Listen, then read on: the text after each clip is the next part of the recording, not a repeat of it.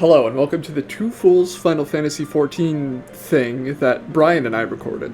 This is Ryan with a little intro here because we're amateurs who forgot to introduce ourselves at the start of this whole thing. We talk a little bit about Final Fantasy XIV and give it a bit of praise, as well as talk a little bit of shop about it. There will be spoilers around this beast, so please bear that in mind. And there will be unmarked spoilers all the way as deep as Shadowbringers. For Endwalker, I'll pipe in again to let you know when we're about to spoil significant stuff. Thank you for listening, and enjoy!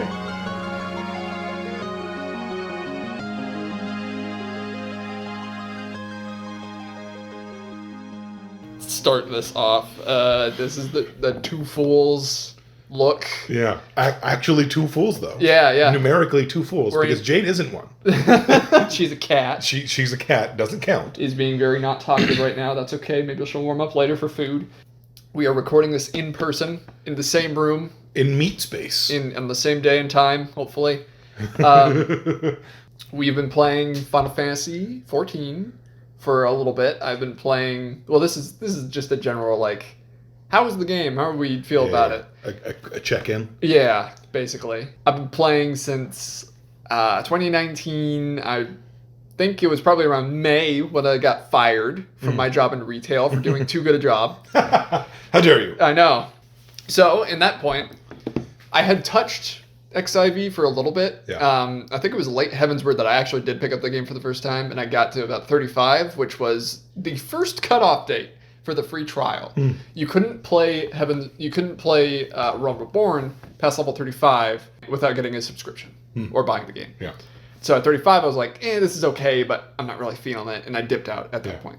Come May 2019, I was fired from that job and found myself with a lot of free time, which is a fantastic reason to play any MMO. Yeah. Jesus Christ. COVID is a fantastic example I played a lot of games during COVID just because of almost everything else that I wanted to do would have been close at that point. Yeah, pretty much. You couldn't go outside or anything. Couldn't go to the movies, couldn't go to the mall, couldn't eat out with your friends. Everything was taken only. Mm-hmm. You couldn't hang out at the bar because it was closed. You couldn't go to you couldn't walk around. Everything was closed. So. Couldn't even drink in public without looking like a louse. Yeah. A useless souse. Souse. I think is the other one, the rhyme there. But it's like, yeah, if there was a time, and now that lockdowns are ending around the world, whether or not this should be not the topic of this discussion, but Sony and Microsoft are actually both reporting a dip in hardware and software sales. People are buying less games. Activision Blizzard reported that their player base has dropped off by about a third. That's pretty significant. And all that is expected, but because people are going out and getting laid, or literally anything else. That's correlation, not causation. True. But just because people have options of stuff to do, people are playing less games overall. But that's Activision Blizzard's wheelhouse is specifically Diablo, I think Candy Crush is in there. Oh, sure, yeah. Call of Duty Warzone, Vanguard, all the Call of Duties, and Overwatch. Actually, that's where their data comes from. That's where they're seeing the drop off of players, and I'm not sure they're going anywhere else. I don't know.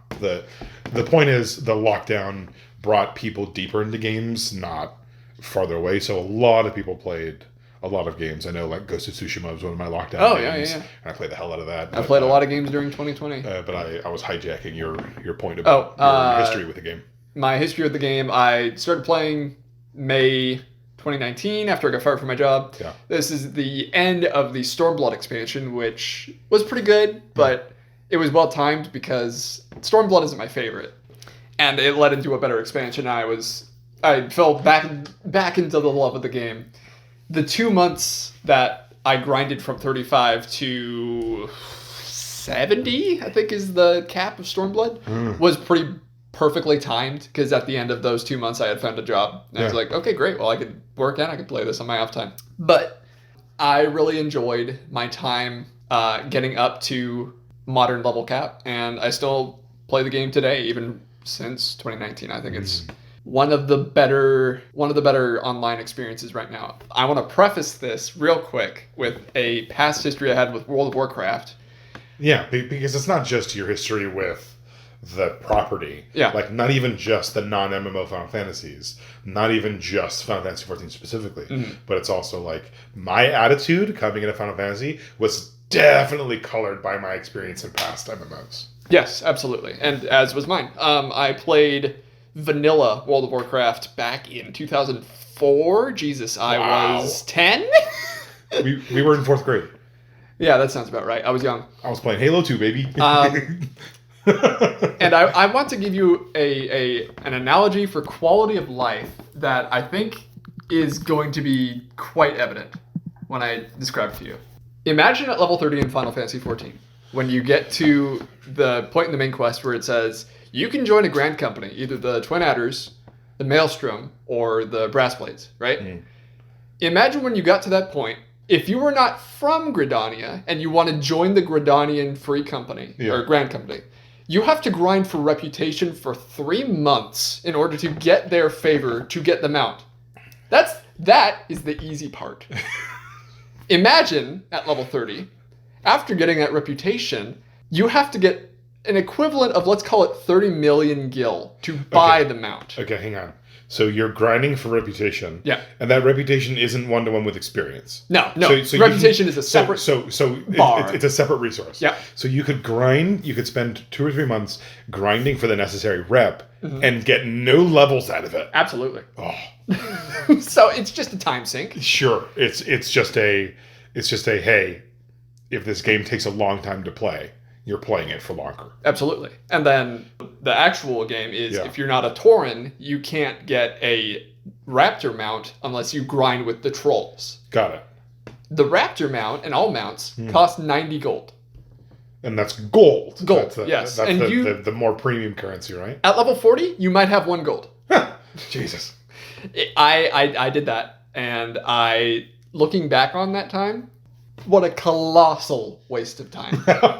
What a goddamn waste. You know what you do to grind that? You kill trash mobs, you take their fucking urethras and their ears, and you sell them to vendors, and you get like 30 silver a go, running around Gadget Zan, killing all the fucking monsters. Like, that is one of the quality of life improvement. It's probably the most profound. Yeah. But I think that's one. Then you have like griffins and bats, which are basically buses that fly you around from town to town. Oh yeah, it's the chocobo keepers. Yeah, the chocobo porters. Or the falcon porters in the steppes. Got it. But the only thing is that Final Fantasy XIV's chocobo porters are largely superfluous because once you have freeform flight. Yeah, or a mount. Yeah. That just lets you run faster. Yeah. World of Warcraft, you didn't get a mount until you basically done with the main game. Yeah, because like one thing that really kept me from engaging with that system was, one, I got a mount before I left Realm Reborn. Yeah. Because I'm like, this is a drag. I need to be able to do quests without Ryan here to ferry me around on the giant Moogle two-seater. The Moogle sedan. Yeah. I need to be able to do this without him. So I did. I think it was a couple quests and maybe like I want to say like 10, 15 grand in gil.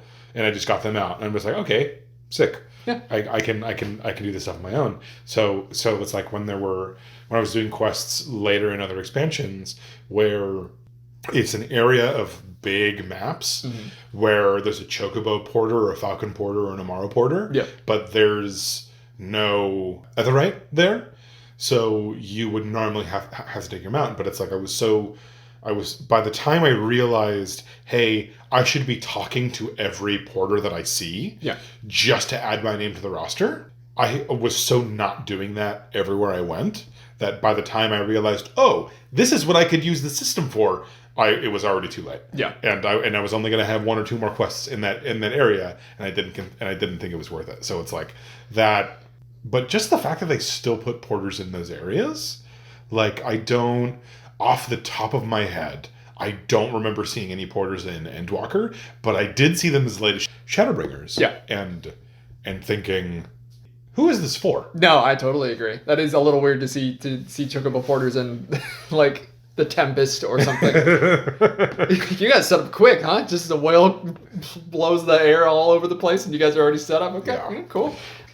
Fun fact, so the last bit of World of Warcraft nonsense is Level 40, you get your first mount for 90 gold, a colossal amount of money. Level 60, you get your second mount, which is a faster mount for 500 gold. Jesus. That's like 500 million gil. It's an insane amount. Yeah. But if you want to spend a load of money in game in Final Fantasy and get a mount, you can. I think there literally is a mount for 100 million or 500 million gil. It is it's a golden palanquin of the little Namazu catfish. Yeah. And they'll bounce you up on it. Yeah. And you'll spread coins everywhere. It is literally just designed for you to click on a vendor, click on the item, and then watch as your money poofs. Doesn't go in. It's gone. It doesn't go into the economy. It's just gone forever. Yeah, it's just gone. Yeah. Okay. Because exploring, like learning to navigate the cash shop, and being kind of relieved when there wasn't a premium currency, it was just pay fucking dollars. That is nice. Who fucking gives a shit? Yeah. You don't need fucking maple bucks.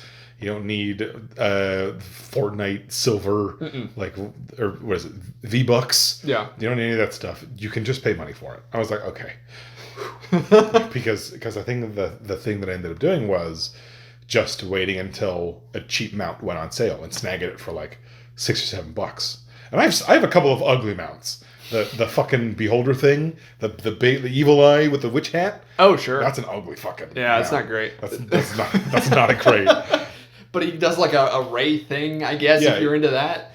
He does a ray thing, and he puts like a sickly Halloween little spray on the ground, and the noise, he makes fucking the Ahriman scamp noises from fucking Oblivion. Yep. But learning to navigate that stuff as a new player, but to continue to talk about the experience, the last of the World of Warcraft stuff into a Final Fantasy, like where did you? So talking about your experience in the game, you said Stormblood, Heaven's Word was at a good release cadence for you going into it, like just getting a job, but a new expansion was out. So the end of my World of Warcraft career, the end of my career, when they retired my jersey. Yeah, when Super Hot got up in there and refused to release my girlfriend's phone number. 2005, Burning Crusade. Yeah. I experienced a smidgen of the end-tier raids in World of Warcraft, which was Burning Molten Core, is what it was called. It was this fucking god-awful, huge dungeon that would take a week or so to complete. Because really? You just leave your character log in, or do you save prog? You progress a little bit at a time. You're fighting giant trash mobs to get to different parts of this gigantic instance. Yeah. I am so glad they didn't complete this, or that Final Fantasy didn't introduce this concept. It fucking sucks. Yeah, because sometimes the fact that everyone is doing it, it's also wrong. It's 40 people. Yeah. That's a lot of... It's too many. Yeah. You have to coordinate 40 people at a time? Are you fucking kidding me? Like, the Alliance raids in XIV is 24, and you're queuing with that many people a decade after the fact where more people are alive. Yeah.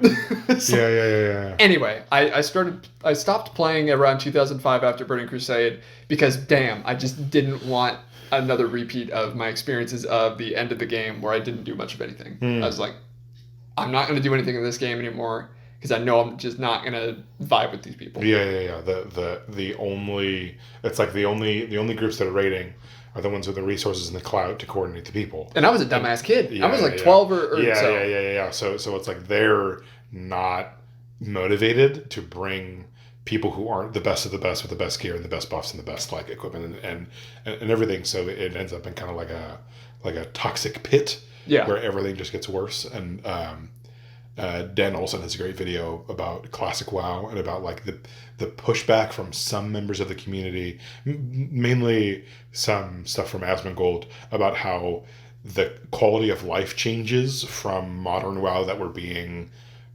brought through time to WoW Classic. Yeah. Things like an in-game clock, freeform flight, the warp stones or whatever. Oh man, thank God for freeform flight, Jesus. Yeah, right. That like some of these things, there was pushback from some members of the community about how they shouldn't bring that stuff back. They're out of their fucking minds. Exactly. Because there are bad things along where it's like you don't have transmog, some of the classes and some of the skill trees are nonsensical. At the end of the healer tree, there's a single target damage spell on a fucking 5-minute cooldown. What is that? Why? That seems antithetical to the concept. Yeah. And he referenced an activity called the Nixia's Lair, where I remember Nixia's Lair. Where if multiple people pull, you have to coordinate with other raid groups, because if 2 people pulled at the same time, the servers would lag, and the fight would be much harder. And if 3 people pulled at the same time, the servers would crash. And at this point, he's like, #no changes. Yeah. Because also, I feel like if 2 raid, this is getting a little deep into wild. This is where we're getting. This is a split here that I have to at least pretty question. deep into the reads. Yeah. If two separate raid groups, which is a fucking lot of people, by That's the way, 80 people, pull Anixia, one of them kills her. The second raid group, raid group A gets the killing blow, right? Yeah. Raid group B does not see any of the fucking loot. Which, why would you even try? Yeah. If you want to kill Anixia, you want to get the loot. And I remember some of that loot. You get... This is when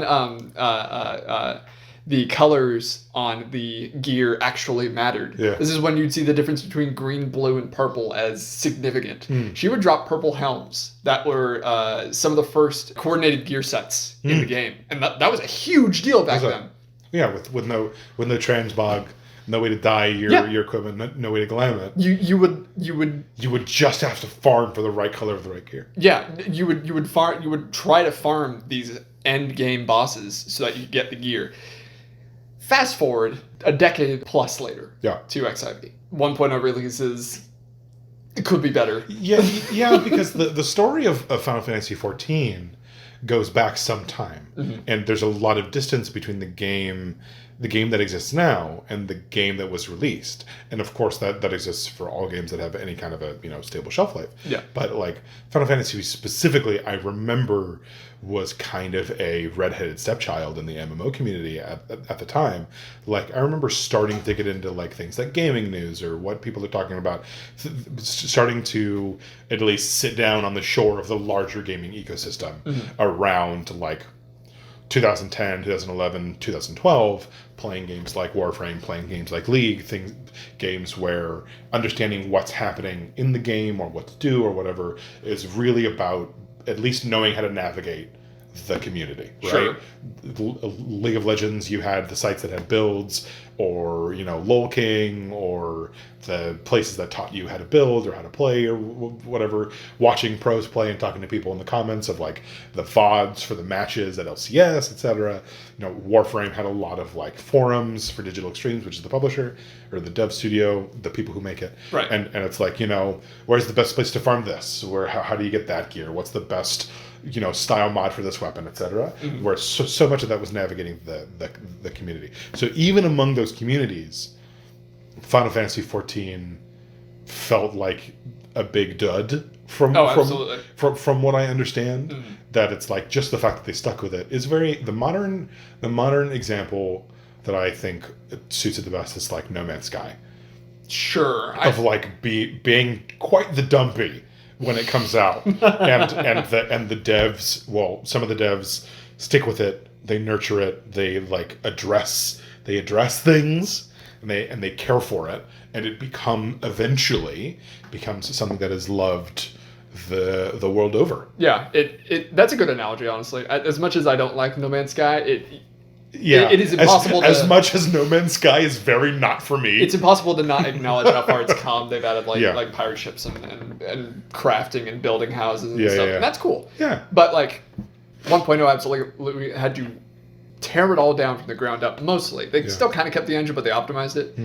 And a good example for 1.0's bugginess, let's call it, or its lack of quality. It's instability. Yeah, is imagine opening up your main menu and hitting a button and waiting for your latency to respond to the server to get to your sound settings or your video settings.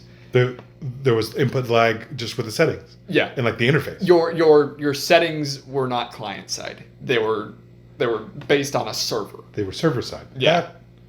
That's wild. Could you fucking imagine how pissed people were over stuff like that? I heard the crafting was terrible, but I can't remember specifics about it. At one point, it was not good. So, Yeah. the Realm Reborn relaunches. People don't speak highly of it. People don't speak fondly of it Right. when they cast their memory back. So, a Realm Reborn relaunches, then it's much more successful. It actually functions, and that's a big plus as opposed to the other. That's like a what? A ground up reconstruction? Pretty much. They kept the engine, but they re-optimized it a good deal so that it actually works. They largely remade the game. Mm-hmm. Okay. The main point about this was glamour, I believe, was how we got here. Is that, Well, it's like quality of life stuff, like from the end of the game to the beginning of the game, and about how games can be harder or easier to play in ways that make them worse or better, not necessarily, Right. a one-to-one. Like, if you wanted to look cool in World of Warcraft, you had to get a very specific raid gear set, and it'd make your character look very specific, but it would make your character look very cool. That was the intention of how they designed that gear set. And people who knew what the gear set meant, it's like playing Reach and someone's running around the Hayabusa set. You know what they had to do. Yeah, they had to get that. They had to put some serious hours into the game, and they had to learn how to play it. Yeah. XIV, you can just get a gear set that you like, that you can dye with color and paint. Well, some sets, not every set. Yeah. Understandably, but do you know what? The overwhelming majority of them. an impressive amount. Yeah. And you can make your character look a specific way that could look really rad. Yeah. And you don't have to do end game stuff. You can do that as late as, or as early, let's call it, as like, I don't know, 30? But anyway, that's pretty much how I started playing was WoW. World of Warcraft introduced me to MMOs. Yeah. And stopped for a while. I might have played something in the interim, but I just don't remember because it didn't leave that much of an impression. Oh, I played custom servers for Burning Crusade, which would up the experience by 100 times, and that's like how World of Warcraft should be played. Yeah. Instead of the obvious time sink that it is. Yeah. Other than that, I then got into XIV, and that's the MMO I play nowadays. I think it's a great game. Because if you were playing MMOs in middle school, it was like what? RuneScape, Maple Story. Yep. And then in high school, I think my video game experience was dominated by League of Legends. Yep, same largely. But now that I'm sober, I've never gone back. With small detours for like Mass Effect, Modern Warfare 2, Black Ops. But the game that really, dominates my memory of gaming in high school is going to Alex's house and playing StarCraft, or playing League of Legends at home. Mm-hmm. But for MMO wise, it was basically RuneScape for a bit, Maple Story for a bit. My brother got way more into Maple Story than I did, and then for MMOs, I think Warframe after that. And then is Warframe an MMO? I thought it was an action game. It is an MMO. There's a really in-depth player market. Mm-hmm. Like in the fiction of the world, there are they're trading stations. Okay. Where your, Space Ninja docks their ship. You hop out of it. You run into this massive market with there's stalls for the different factions, so you can buy and sell faction-related items, or mods, or stances, or whatever. And it's just a place for players to gather to sell their mods, to sell their weapons, to sell anything that they can craft. Conceivably, you could get a rare drop and sell it on the auction house? Yes. So one good way to make money was there was a assault rifle mod called Serration, which is just, and it increases damage. I think the max rank is like 40%, but you can combine. It's a lot of damage. Yeah. You can combine mods to get a higher, so you can take 2 level 1 Serations, and you can combine them, pay a little bit of money, and you'd get a slightly higher rank Seration. So the amount of Serations you have to put together to get a level 10 Seration is massive. So my brother... I really like that conceptually. In practice, it sounds like the most heinous shit I've ever heard. So what you end up doing is you end up just playing the game normally, and then every week or so, you'd make a pot of coffee. you know, and you'd get a fucking donut, and you'd put on some smooth jazz in the background, and you'd go through your entire inventory, combining, recombining, selling. Like, there are some mods Can the combination process fail? No. Okay, good. That sounds like something they would do. So you spend time combining, recombining. There are mods that you can. There's a system where you can combine mods of different. There's like different polarities. Jesus. So every frame has 8 slots. 8 slots for mods. Okay. And each of those slots might have a different polarity. So that might make. So if you match the polarity between mod and slot, the mod only takes up half the power that it normally would. Okay, so if you have a bunch of mods that take up half power, you can install more mods? You could install more powerful versions of those mods. Interesting. And if there's like a build that like you literally, there's no way to change, you can get a rare item. It looks like a fucking puzzle piece. It looks like a fucking jiggy. But they're called forma. You can change the polarity of the slot through a great amount of effort. Okay. The blueprints are expensive. They take a lot of resources, and they take like 48 hours to construct in your ship's fucking future 3D printer. Right, because that uses real time. Yeah. But putting an opposed polarity... so something that doesn't match takes up twice the power. So if you don't want to do the rest of that stuff, you can save power in other places, you know, intentionally use underpowered mods. You don't have to use max rank mods for anything. There are ways to just stomach the power loss. But the in-game economy was really, really in depth. The way my younger brother specifically would make lots of his money was he would just buy and sell mods. He would buy it from one person who was selling it cheap, sell it to another who wanted it right now. Yeah. And that's just how he would make his money. He would just wheel and deal. And that's pretty cool. Yeah. There's a lot going on there. Just that the economy functions like that. Yeah. So it was like, RuneScape taught me, hey, people who pay money are just going to probably have a better time than you. The members got access to abilities, to vendors, areas, enemies. One of those freemiums. Yeah, one of those freemiums. You know, MapleStory taught me, I'm watching my brother schedule time out of his day to grind individual percentages of a level and just literally grinding mobs all day. Oh, man. And to grind out a scheduled 12-13% of a level. Yeah. MMOs have really come a long way. And then Warframe taught me to kind of be in touch with the community. You know, what to farm. Hey, I'm also farming that. Let's hook up. Like that kind of stuff. And then getting into Final Fantasy. So I guess we're talking about my experience now. Getting into Final Fantasy, you got into it. And then every now and again in like screenshots, you would post like, it's not vanilla stuff. Like you go into, you have your mods, you stage the pictures that you take in Final Fantasy really, really well. Yeah. Like they're super well lit, super well shot, super well framed.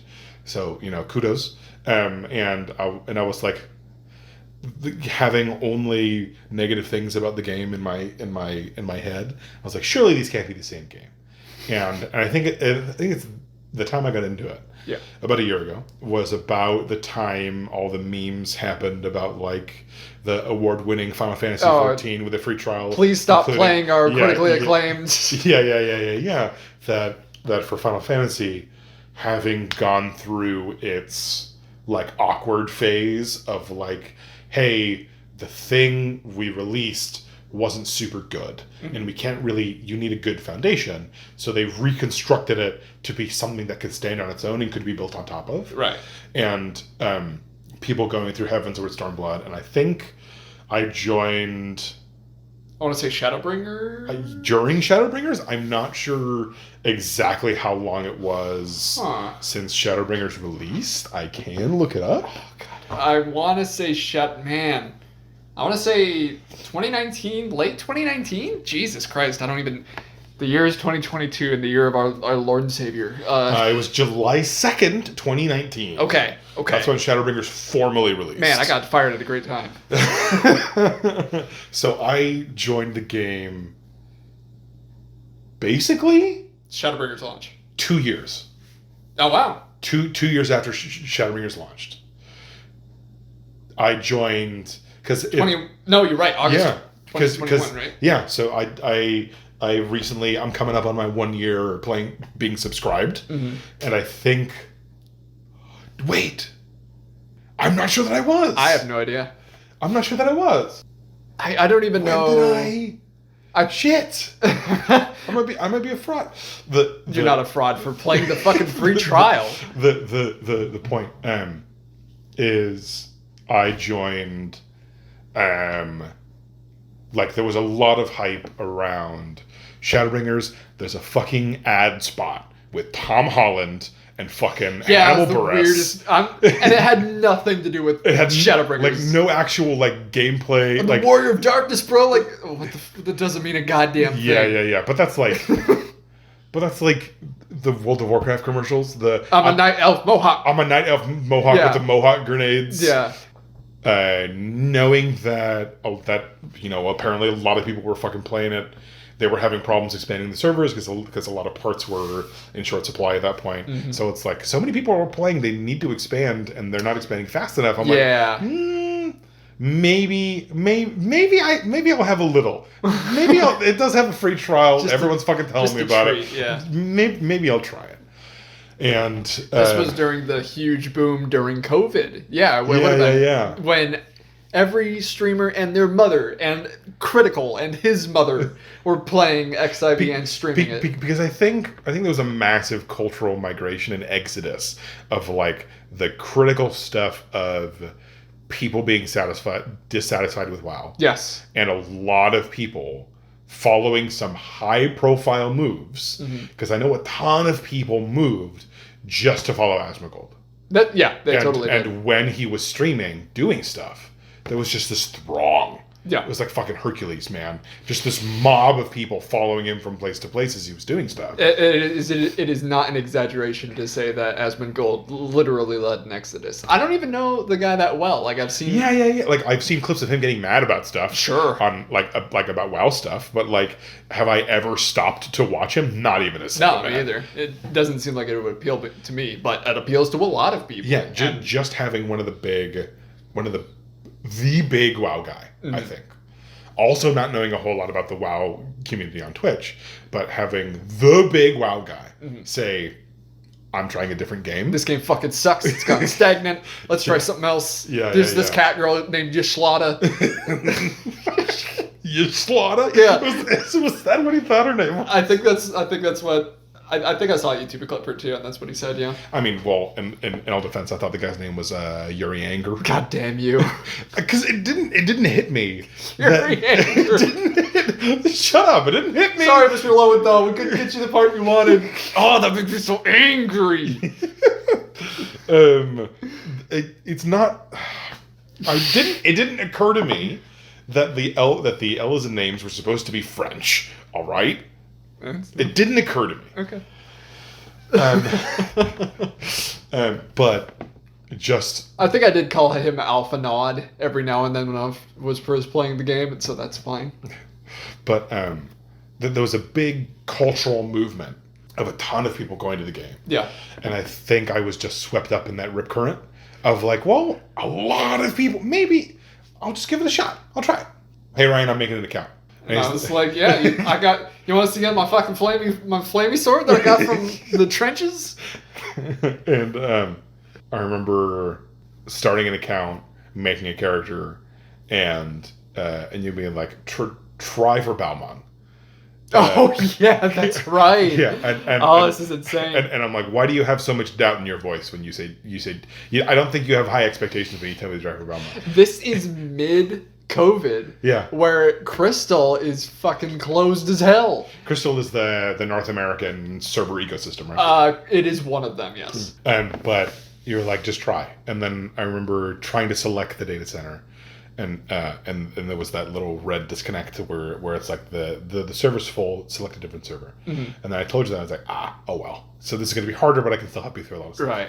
And I'm like, I got a feeling, and I just refreshed it, and the stars must have aligned. And it was like 10 at night. Yeah. It wasn't even that fucking late. Yeah. Mercury was in Gatorade, and everything just lined up. And I made a character on Belmont. Insane to me. Just randomly. Let me try turning it off and turning it on again. Yeah, this is fine. You go on ahead. Yeah. You got the golden ticket. Yeah. And I picked Elizan. I picked Duskwhite. Duskwhite, thank you. And I picked Lancer. You know, it's very funny. My the deity that my character worships that I picked at the beginning randomly, and you were like, "This doesn't matter. Just pick whatever you want." Yeah. Is actually Oldthal. So fighting him in Goliath. What god? Oldthal. Naldthal? Oldthal? Naldthal, yeah. Yeah, Naldthal. That's cool. Nice. The traders. Yeah. So fighting him in Goliath was kind of interesting. Yeah, I like that fight. Is so cool.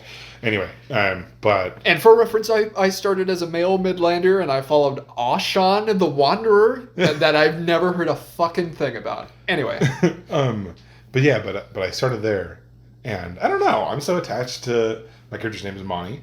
I'm so attached to Mani that Fantasiaing her to a different race feels like I'd rather just start a different character. Yeah. And starting a new character would be a massive pain in the butt doing all of that content over again. And that's another thing. That's another like quality of life improvement of this game over other MMOs, is that you can play as all of the classes on your one dude, as opposed to making... You can instantly switch after like an introductory quest. Yes. Where you get the vibe of the job or the class or the role. You just get a little soul crystal. Yeah. With the little insignia of the class on it, and just like, hey, whenever you want, equip the weapon of this class, and you just get to be that instead of rolling a new character. You just save a gear set, you throw it on a hot bar on the side of your screen, and you hit that button, and now you're a red mage. Now you're a lancer. Yeah. As opposed to World of Warcraft, where you have Cheese Cow, the level 70 Tauren Hunter, and then you have Killing You Guy, the Orc Warrior. It's a much better system. I hope other MMOs learn from it. I mean, not that they're going to need to, because Final Fantasy is so fucking good, we don't really need any other MMOs right now. Yeah. There are some people who have them in the works. The Warframe director is moving on to a different MMO, and that's a fantasy setting instead. You have things like Greedfall, New World. They're not doing super hot. Oh yeah, I heard about New World. It was huge for a little bit. It was huge for like a month. Yeah, and then it died off because there was no real end game. They kept having to turn the economy off because players kept breaking it, and there wasn't a whole lot to do in the end game. So like, quick to rise, quick to fall. Yeah, totally. But like a candle in the wind. I realized that was an Elton John song halfway through. Goodbye. A copy of New World. Live your life like a candle in the wind. It just disintegrates in your hand. Yeah. But A Realm Reborn largely just slid off my brain because playing it. I made the mistake of skipping a lot of the cutscenes because I just wanted the meat. I just wanted the stuff. I wanted the activities. I wanted the parts where I put my hand on the keyboard and mouse and I do stuff. That's what I wanted. A Realm Reborn is an appetizer with a menu in front of you, trying to explain what's going on as you're introduced to the world in front of you. I agree. Yeah. Being new to Final Fantasy in general, and I hadn't played MMOs for a little while. My eyes glazed over so fast. Yes. That is... I'm not saying it's bad. I'm saying it didn't work on me. I'll say it right now. Work. I think A Realm Reborn is kind of bad in terms of a narrative experience. Yeah. It is the biggest part of the ask of getting someone to play Final Fantasy XIV. Because, Jesus, you have to slog through 50 fucking levels of goddamn near nothing. It is relatively flavorless. It is mostly fantasy. Yeah, it's hey, we can go to a buffet, but first you have to eat this bag of Trader Joe's olive oil flavored popcorn. Wow, I feel like I regret getting you into the game with that sort of analogy made. Holy shit, I would never do that. But you know what? I'm having a great time at the buffet. I'm having a great time at the buffet. Jesus, I'm sweating. But I wanted to say that might be a big poll if you're not from Southern California. But. Sure. I don't think it is. I think that's a really easy analogy to understand. That being said, there is a little bit of me I think we can get into spoilers up to like Endwalker. Sure. Because at that point it doesn't matter that much.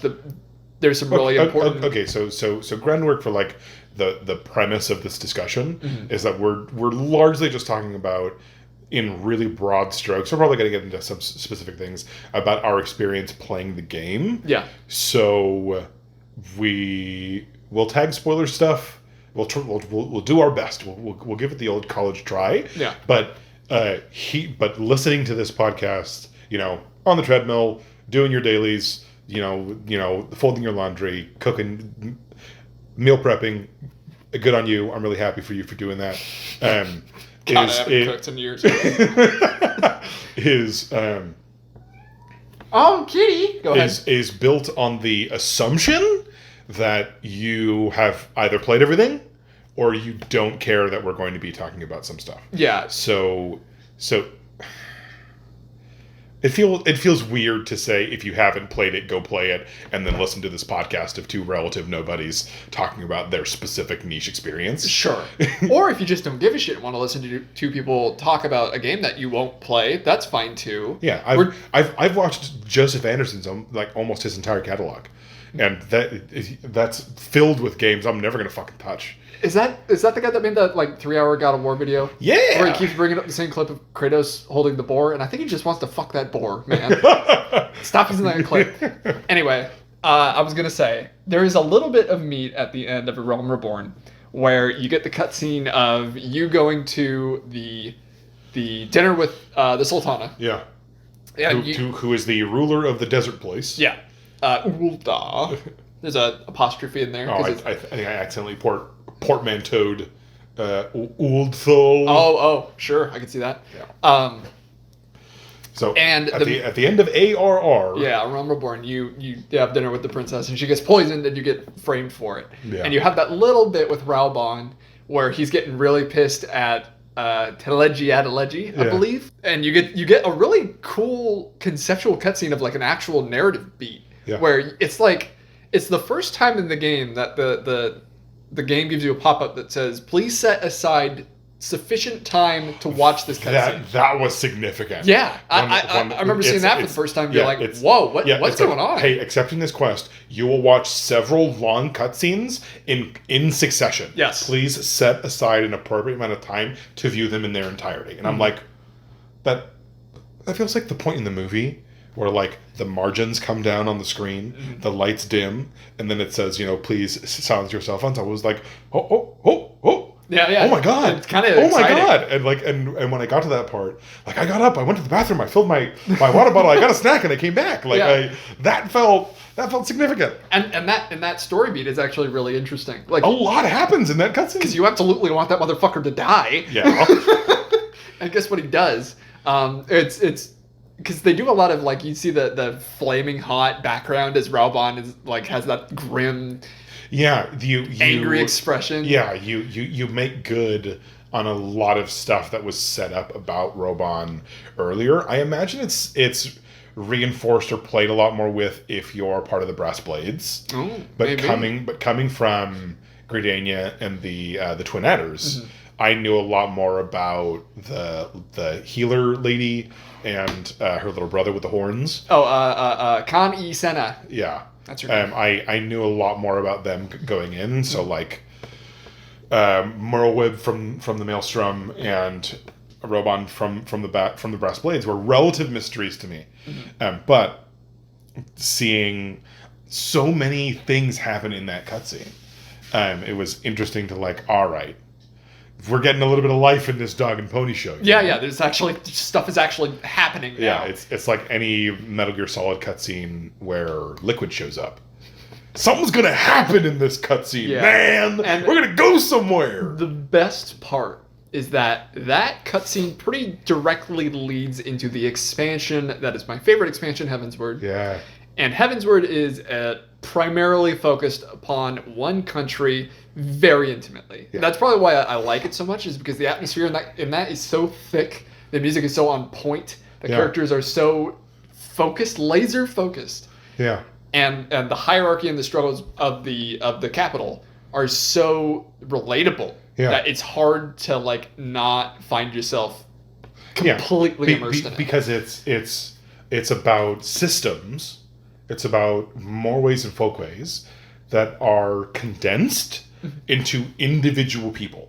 They are representations of that part of society that I think was super clever and super duper smart and made the Heavensward story a treat. Like, ARR was an appetizer that could have been way better. Sure. But it does set up some really important world building, which is kind of vital. And it also, like, I'm going to say indirectly sets up the overall plot.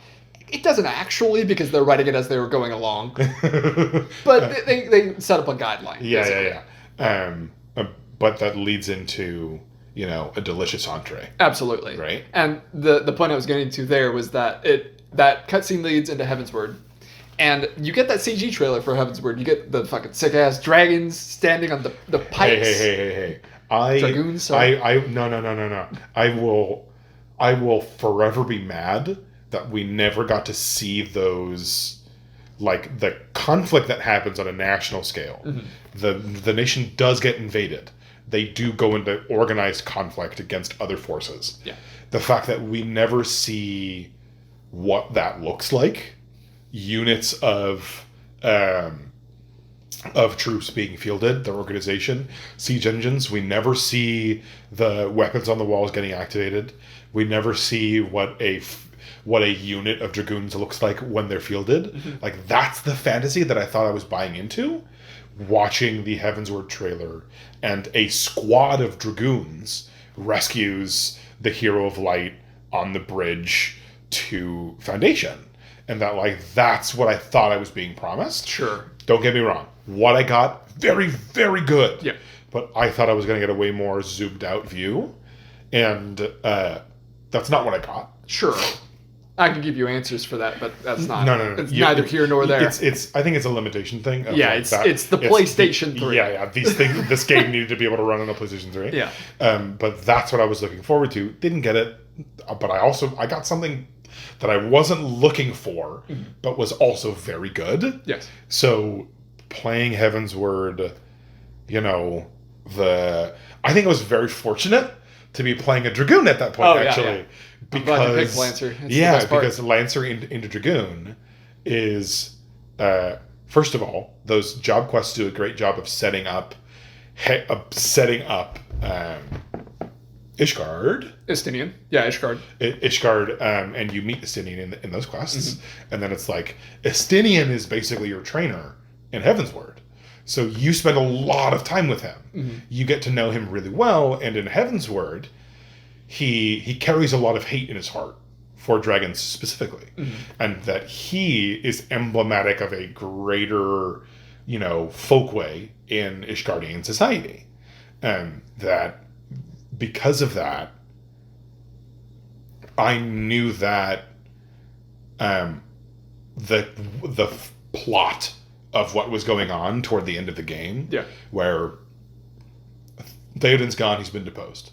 Aymeric takes his job as acting leader of Ishgardian society. Yeah, and now he has to deal with the realities of the situation.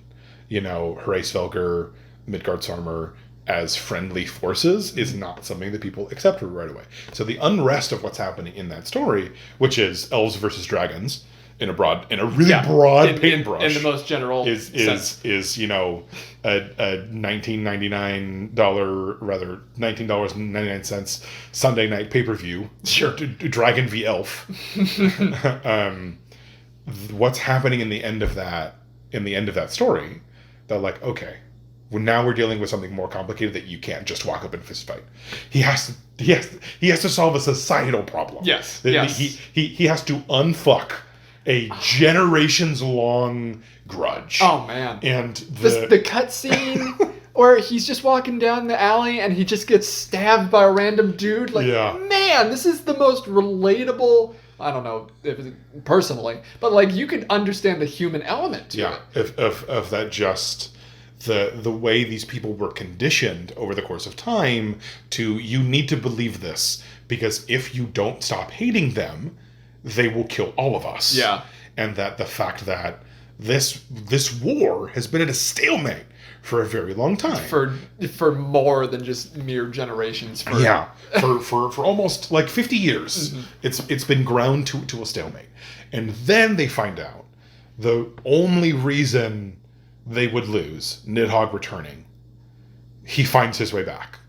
And it's like, okay, you do a little bit of legwork, you find out that the most powerful dragons who could do stuff don't consider this largely their conflict. And it's like, and that drives the Ishgardian citizenry into a little bit of a panic. Justifiably so, I think. Yeah. So that's Amaric's problem at the end of the story. And just being really intimately familiar with that perspective, because I spent a lot of time with Estinian. Mm-hmm. I remember I was in there was a Final Fantasy XIV streamer. I don't remember his name. I could find it. And he was replaying the story up to get ready for Endwalker. Yeah. And he was playing through Heavensward, and he was playing through that section of Heavensward, the I would say the middle third, and it was the cutscene where the citizenry at Falcon's Nest attacks Hraesvelgr, the dragon, and you can't stop it because one of the random peasants poisons you. And then you find out, because you learn through the echo, that she's lost loved ones and has just nothing but hate in her heart. And the streamer mentioned that he never really understood what was going on in this cutscene. Yeah. But that he liked it because it was very dramatic. And I ended up hopping into the chat and being like, you know what? This is actually my favorite part of this expansion.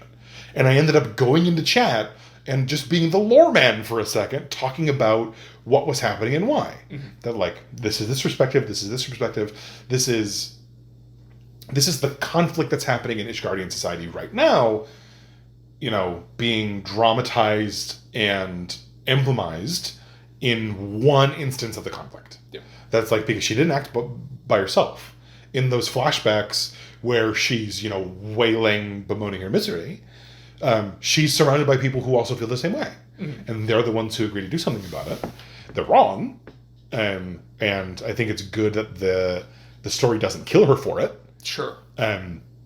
But I ended up being the lore guy for a second and talking about how this is what this represents, and this is literal. This is the stuff that's happening, but it's a metaphor. The writers are talking about the broad strokes. They're talking about the society and the things that Amaric has on his plate, the things that Theoden allowed to happen.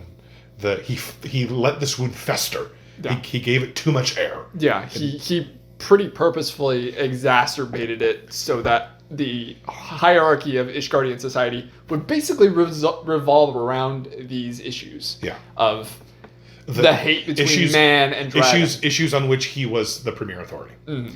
So that was fun, because just the perspective that I got from Estinian, understanding, he's representative.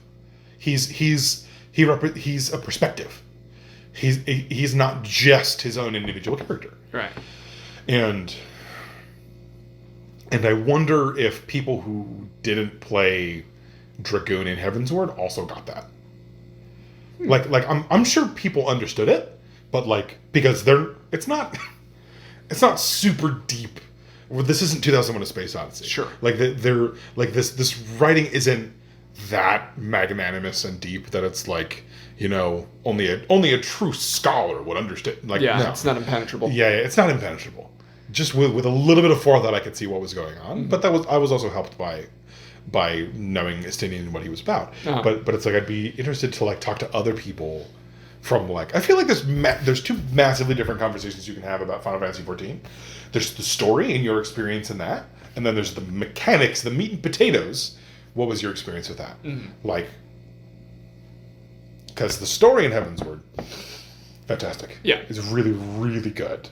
But I would love to talk about other people's story experiences in Heavensward, because it's like, because I imagine if you did a lot of questing in, I guess this might depend on Grand Company, but if you did a lot of stuff for the Brass Blades, your experience in Stormblood is probably a little different.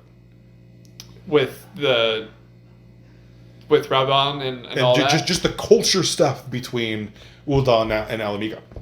Oh, sure. Right, because they're fucking Aelberd, that slimy little bastard. Ilberd. Yeah, the Griffin. But to talk more about experience in the game, it's like, Heavensward was really good. Is Dragoon your main, do you think? Now that I've gotten to play other characters, I don't think so. What do you think is your main then? I'm still finding it. Okay. Healer was, I think, for new people getting into the game, definitely pick a DPS. Oh, absolutely. Don't be the guy that's like, oh, I'm gonna start tank. Well, it's like you don't know what the fuck you're doing. You can do that, but your effectiveness will drop off if you don't know where to look things up, if people don't help you out and teach you. And you know what? Credit to the, like, the duty roulette, player stock, where whenever I was leveling up healer or leveling up tank, I would just say, hey, I'm sort of new to this. So please give me advice, tell me what to do, what buttons to push, and all that stuff. Yeah. And 9 out of 10 times, people would help me out. Yeah, the community is very helpful. Yeah. If people don't give you advice in game, there are so many resources to go find extraneous links, YouTube pages, guides on the internet. Yeah. How do I play this class? How do I do this? What's my rotation? Yeah. That it was, I don't know. I'm still thinking about what feels the best, because I like tank, I like healer, and I think I end up liking those a little bit more than playing DPS, if only because, I don't know, I think there's a little bit more involved. There absolutely is. I think my brain being the office was probably dancer. No, that's correct. Because you're playing Simon Says. Because the extra rotations only have a 50% chance of doing that, unless you have that one buff that just gives you your extra A, your extra B, and then your fan 3. Yeah. That it's like, put dance partner on the right person, make sure you always have standard finish on, and then just play match the color. Yeah. It is. I like the Simon game in my hands. I hit the pretty buttons when they light up, and you're being very helpful. That's not condescending. You're adding quite a bit to your group when you do that. Having curing waltz. Yeah, that's cool too. Really sick, because I remember we were doing. It's that the one in Endwalker where you're in the village in.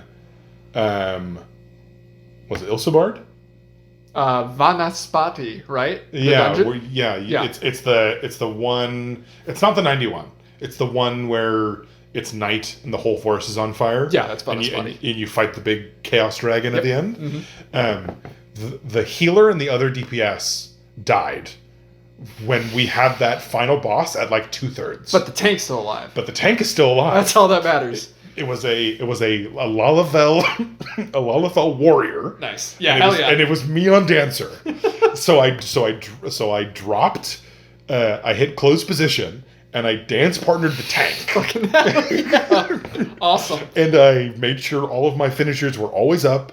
I made sure all those buffs were properly rotated. I was hitting Curing Waltz every time it was up. I was hitting Shield Samba every time it was up.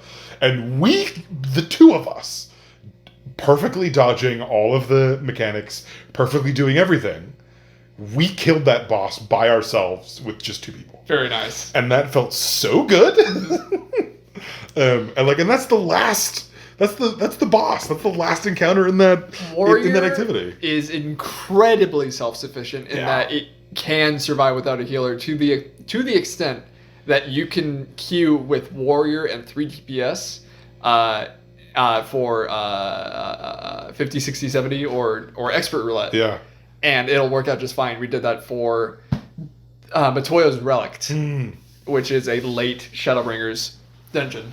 And yeah, it was funny. We'd get Revelations were the max tombstone at the time, and we'd do Expert Roulettes every now and then just to see if we could, and it was totally possible. But every character can do something. Yes. Every class can do something. Where it's literally just pick the thing that sounds the coolest. I was gonna say Warrior's super self-sufficient, and with Dancer with your curing waltz. Yeah, that was the perfect combination. It was two guys. It was the perfect combination of one tank, one DPS. Yeah.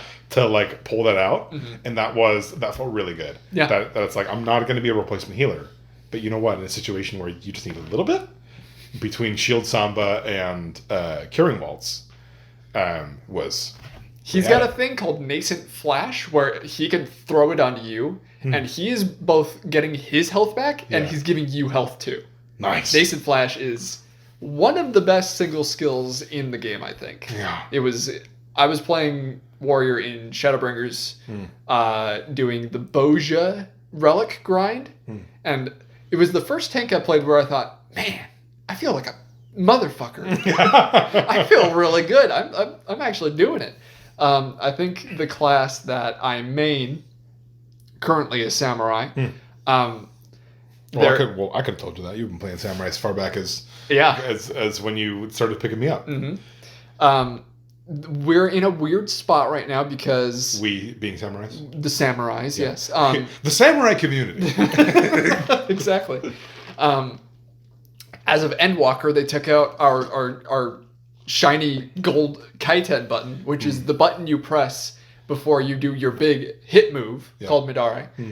They took that move out, and instead they just removed it. They just removed it. Instead, they guarantee that your Midare, your big hit button, and now your super move, which is called Ogi Nami Kiri, are now both guaranteed to crit. Apparently, doing it in this fashion, according to the people in my free company, they say that this is a net loss because Kaiten costs resource, and it's apparently the way that they've positioned everything at this point for Samurai, they are doing less damage than they used to. I'm not going to say I find it hard to believe, but man, I'm flowing so much better without having to worry about extraneous stuff. Yeah.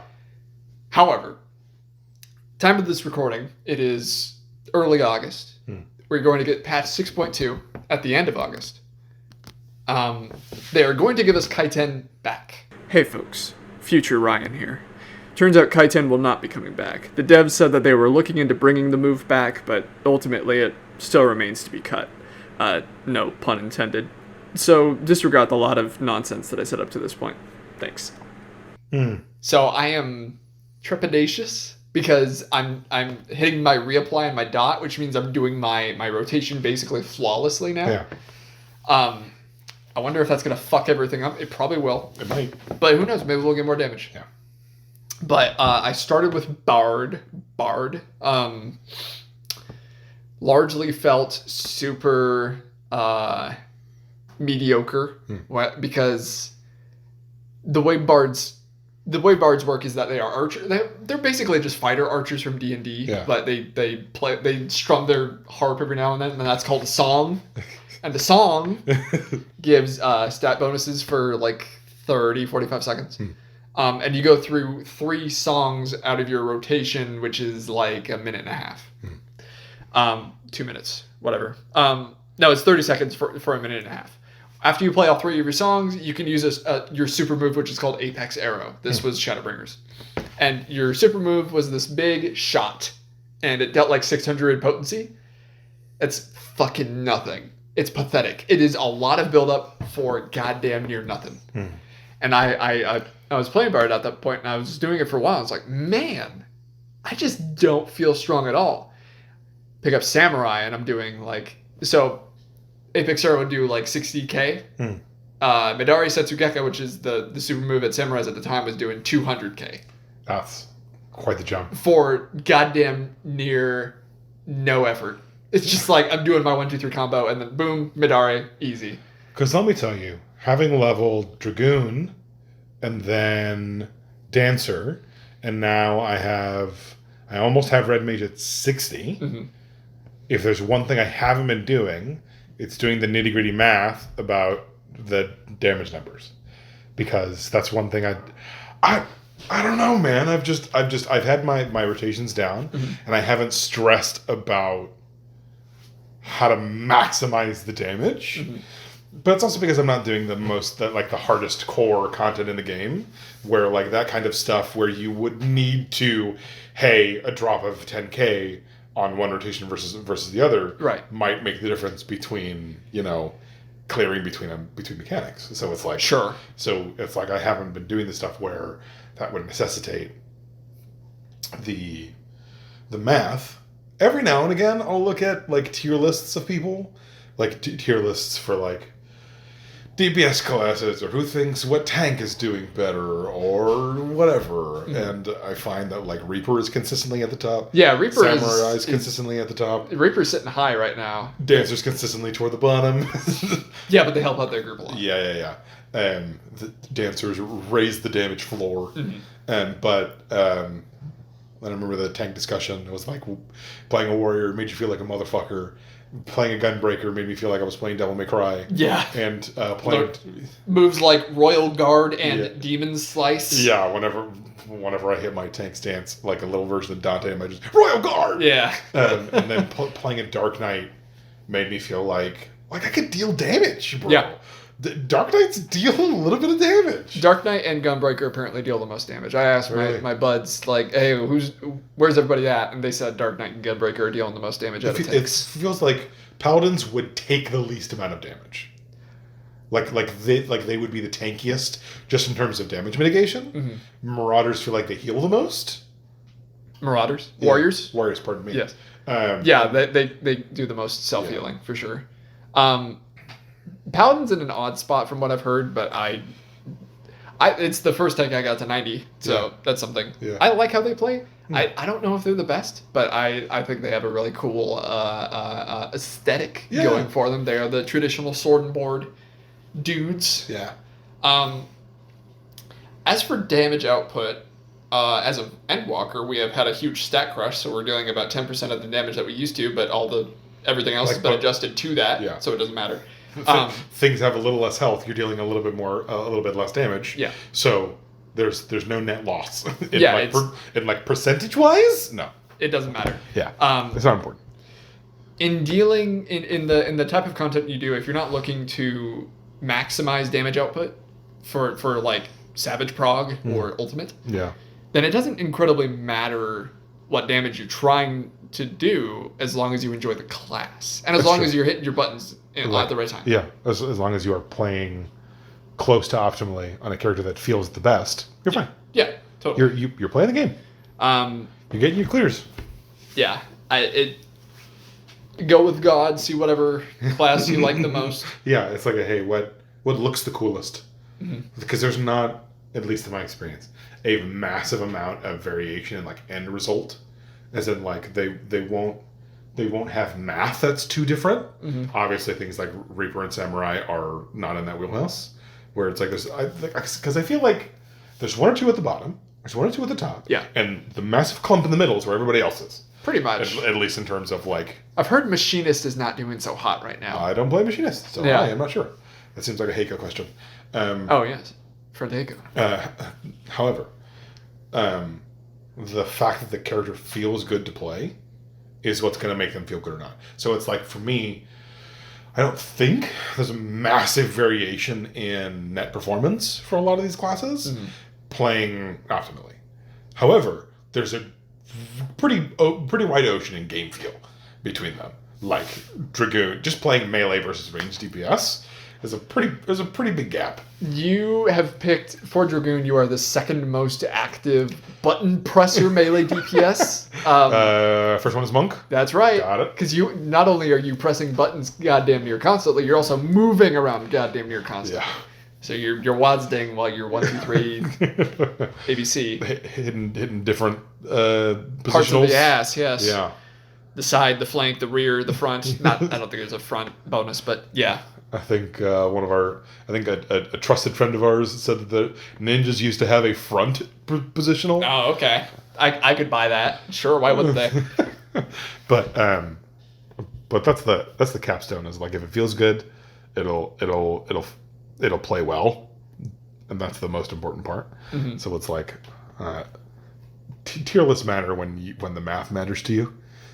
And I've been playing for a long time, and the math doesn't really matter to me. No, not really. As long as you're clearing the content, it's fine. Yeah, because I think I was only really pushed on healer or tank doing like extreme roulette or expert roulette. Pardon me, not extreme roulette. Expert roulette. Expert roulette. I think was the time where I was like legitimately challenged. Sure. And even then, once you understand like literally how to rotate, like on Dark Knight, how to rotate your oblations into the other when to use Dark Mind. And, Rampart, the darkest night, blackest night, TBN. Yes, TBN. It's called the Blackest Night. That's it. It's 3,000 mana, and it gives you a little overshield, and when you break it, you get a free charge you get a free cast of either of your mana abilities, which is there's an AoE line, and then there's a single target swipe. You get a free cast of that. And at level 90, they get a move called Shadowbringer, which is weird because you wouldn't have got it in Shadowbringer. I feel like that's a missed opportunity, if you ask me. I feel like, you know what? There's a lot of missed opportunities in Shadowbringer. But that's not to say that what we got was bad. No. But I feel like there's a lot of missed opportunities, specifically with the play of light and shadow, of like light as a force, the darkness as a force. That I wish the Ascians weren't so strongly associated with the dark. That when you deploy them on their own as neither a force of darkness or a force of light, when you unaffiliate them from the darkness, now they don't feel like they make as much sense. We're speaking very vague, but these are very specific when you understand the meaning. Like, yeah. It's a force of bad guys who are so connected with the dark, the monsters they summon, the things they talk about. They talk about primordial chaos, primordial darkness. They talk about the space between stars. They talk about sleep. They talk about dreams. And then in Shadowbringers, where that kind of association of light and dark is kind of flipped, because the light is so associated with, because the light and dark are so associated with people, with specific people, and they're not fleshed out as forces of primordial nature. Right. When you flip them and be like, now see from the other perspective, it feels weird. It feels weird in a way that's not really conducive. Like, it feels weird in an unproductive way. It seems like that's what they were going for, but they didn't really follow up on that. Yeah. I totally understand that perspective. Yeah. I mean, I really like Shadowbringers. I think me too. I don't think we're discrediting it by any means. I think it's such a weird. Like, I felt like Shadowbringers was so weird. Like, just as things were getting really juicy and really interesting post Stormblood, of like, all right, now all of the political stuff that's happened in Stormblood, in Alamigo, like, now we have to redirect that. It's like Game of Thrones, right? The stuff that's happening in King's Landing is a distraction. It doesn't fucking matter. The most important part is what's happening on the north side of the wall. So it's like what's happening in Alamigo, not vital, not super important. Yeah. The stuff that matters is, the Ascians, creatures of shadow, like primordial darkness, that kind of stuff, that they're like kind of breaching into our reality, trying to collapse it on purpose. Yep. That's the threat that, hey, if we don't stop these guys, what happens in Alamigo doesn't matter. This place is going to be another blasted wasteland. Yeah. It was getting out of Stormblood and saying, okay, yes, there is a war going on. Yeah. And it's like, all right, now we're ready to resume the main plot. Yeah. And then you just get yoinked. You get Norded.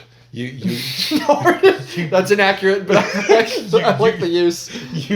I kind of vibed the use of Nort. Yeah. But yeah, Nort is something specific. It's more about corrupt. That's the corruption tag. We're not using it. It's not applicable, but I appreciate the effort. You get yoinky woinkied. Yeah. you get sequestered. That's okay. There we go. We found it. You get pulled to have this other adventure. Yeah. And it's like, it'd be like if we played the entirety of The Last Samurai in the middle of Star Wars Episode 5, where it's like, just as things are getting interesting, now we sashay off into this separate story with it. And I think, and it frustrated me at first because but I wanted to see what happened. Yeah, no, I feel ya. Because you have this huge Garlean force that is encroaching, and you kick Xenos' ass, and you're like, okay, wow, this is going great. I'm doing hot. I'm getting a couple headaches every now and then, but that's nothing. I'm sure that's not important. Yeah, I wonder what happened to your Stola and Alpha now. They're fine. They're just sleeping. It's okay. Yeah. And then you're gone, and you're like, oh, I kind of wanted to, the Garleans were on the run, and it was primarily... God damn it. We were winning. Yeah, it was up to me to take it to them and kick their asses. Yeah. And, well, that didn't really turn out to be anything. And here's a fun fact that you may not know. Hey folks, we're getting into some major and mild Endwalker spoilers past this point, so if you haven't played Endwalker, just, be mindful about the spoilers that you will listen to at your own risk. Yeah. Is that, this is a minor spoiler for Endwalker, but this is not spoiling anything fucking enormous. Is that, and you would have seen this in any of... Is this spoiler lore? Spoiler lore. You would have seen this on the site for Endwalker. You go to Garlemald at one point, and it's just one zone. Yeah, that's true. It's just one zone, and it sucks. It sucks it's kind of awful to Right, it sucks in a sad... in an in-world, yeah, in-universe... In the fiction of the world, it sucks. I really like the story part of Garlemald, but the greater point is that they wanted, Square Enix, Yoshi wanted to make a separate expansion for Garlemald, which I think would have been really good, but they said sequel fatigue is why they condensed it into Endwalker. Yeah. I totally agree. Yeah. An entire expansion of just the stuff that was happening in Garlemald would have been far too much. Absolutely. You have what? A Realm Reborn into Heavensward, Stormblood, Shadowbringers, and then Endwalker would be the last. You have some sort of fourth Garlemald in the middle of that, and that's way too much. Yeah. It would have contextualized Xenos in a better light, I think. I mean, obviously he's still the same guy. I don't know, man. I don't care an awful lot about Xenos. I don't care for him. I think the point at which he was interesting to me, Shadowbringers just threw that right the fuck off. And when he came crawling back to me for attention in Endwalker, I non-ironically didn't really care about him. And him and Fandaniel just became annoying. Whenever they showed up in my story, I was mad because I'm they're gonna do some fuck off other body snatcher shit every time they show up, and it's gonna be 45 minutes of me trying to get back to whatever I wanted to do. Let's just say, okay, let's just talk about Endwalker because we want to talk about Endwalker. There's some fucking Endwalker spoilers at this point. Yeah. If we do get into spoiler territory and you do come with us, I apologize if it lessens your experience. I think we've fluctuated at this point enough. Yeah. I really like how they end Xenos' plot line with the Yakuza fight, man. It's so good. One thing I think would have been awesome if the cutscene involved, this would have been a lot of work considering all the different rigs and all the different classes. Mm-hmm. But I think it would have been awesome to see everyone's weapon breaks in a unique way. Sure. An Ellison holding a spear would be different than a Lalifa holding a spear. Mm-hmm. That it's the weapon should break down and you should be trying to fight with the weapon, and then it devolves into a fist fight of just playing Liquid's theme. Sure. Of injecting fox dye into each other's necks. Just injecting your prune juice into each other. Mm-hmm. and just getting one last fight. I did appreciate that. I did understand the gravity of that. Yeah. Even if, because at the end of the story, the only thing he was in my way. Absolutely. That's all he is. And it was. That's all he serves to be. It was. You were just a traffic cone this entire story, man. And not even the fun VLC. You get a fucking Santa hat during Christmas time. Traffic cone. He's just a son of a bitch. It's like you positioned yourself as my primordial rival, right? The liquid to my solid snake. He goes to the extent of villainizing himself to his own country irrevocably, because so that everyone fucking hates him. Because he wants to be a better villain for you. Yeah. And at the end of the story, the only thing he was a speed bump. Totally. And he knows it. He's like, oh. And I just couldn't even put up a fight for It's like that. It's like the John Wick 3 with Mart Dacascos, the sushi chef guy, where John Wick just stabs him in the chest. He is dead. Yeah. And he looks up at him, on the floor. Yeah, this is a good analogy. And he was like, "But it was a good fight, huh?" And John Wick says nothing. Yeah. He says nothing and walks away from him. I think he may sarcastically say, "Yeah, good fight." Like, he doesn't really even believe it. He's just like, what? He doesn't fucking have it. I'm so tired. He doesn't validate him. Yeah. And he walks away, and you can see the character's something twists in him for a second. Mm-hmm. And then he dies. And that's kind of how I felt that ending with Xenos went. Yeah. Where it's like, for an entire expansion, the only thing you have done is annoy me. You have only made this experience take longer and be more effort and less enjoyable. And when my character got there, and I was like, this removes you from the story permanently? Put him up.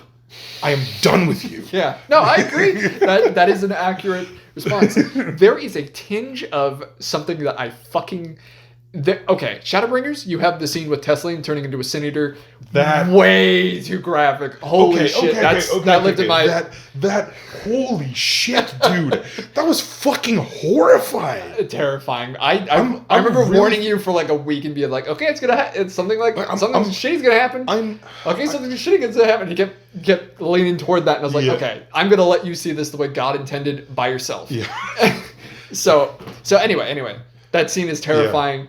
Yeah. And it left me with a sense of dread for the rest of that expansion of Shadowbringers. And I was like, are they going to do something like that again? Ooh. I don't know if I can fucking take that. Yeah, someone turning into a chaos beast? Yeah, or something like that. Yeah. Like, shit, what did they do that to, like, Y'shtola? Oh my god. My heart. They didn't. Yeah. But there is a tinge of something that they kind of tease at. Yeah. Right after you beat...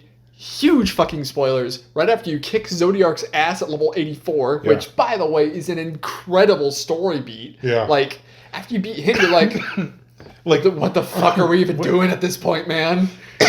Like, immediately after. Just like, wait a second. Wait. We just killed Zodiark. We just killed Satan, dude. We just killed Satan himself. And the whole party kind of looks at it like, yeah. And then it's just like, but we've been trying to do that for like 3.5 games. Yeah, this has been. It's like we're at level 84, dude. Yeah, this is not the level cap. Yeah, but like there's half an expansion left. More than that. But right after that point, you get a little bit of Xenos saying, "I'm going to do something to you that is going to infuriate you," and it shows a shot of Aetheris, the world. Yeah. And it's Heidelin's voice laughing. Evilly, like doing an evil laugh. Yeah. I'm thinking, is he gonna fucking possess Heidelin? And that went through my head for like 5 or 6 levels. Like, Jesus Christ, what if he does that shit? Yeah, because to me, not really paying attention to the Allegon, because Fandaniel possesses Zodiark. That's true. It's like, for me in Stormblood, like really just glossing over the whole artificial echo thing. Mm-hmm. Like, to me, Xenos' power set just felt fucking random. Oh, absolutely. The amount of the different things he could do just felt like nonsense to me. It's kind of dipping into the JoJo's Araki. I don't fucking know. I'm just writing it. I don't fucking care. Is it cool? Great. Yeah, if it's cool. They get to shoot bullets. Here's a rat that melts people. Here's a rat that melts people into cubes. Like, shit, they're gonna shoot him with bullets. Starfinger. Like, that'd be really useful for them to use in a lot of other fights. Yeah. We're never gonna talk about it again. Yeah. We're just gonna throw it out. Yeah. This is how Rocky talks. Mm-hmm. It is. Rohan's my best friend. But just God, Xenos was so annoying. Yeah.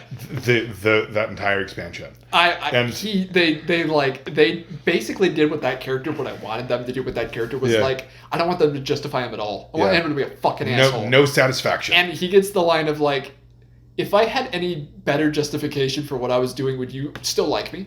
And I was like, no, that's correct. He's right. He knows what he's doing. He's a piece of shit, and he knows that he's a piece of shit, and that's why it works for me. Yeah. Because he knows he's completely irredeemable, and he's just leading into it. Yeah. I'm like, yeah, great. You know what? That character totally works for me. He's playing a role, and that's all he wants. Yeah. Like he just wants to be. Like he's not trying to justify himself. He's like, I didn't do it for the kids, Skylar. Like it's not about that. He just wants a good fight. I did it because I wanted to. Yeah.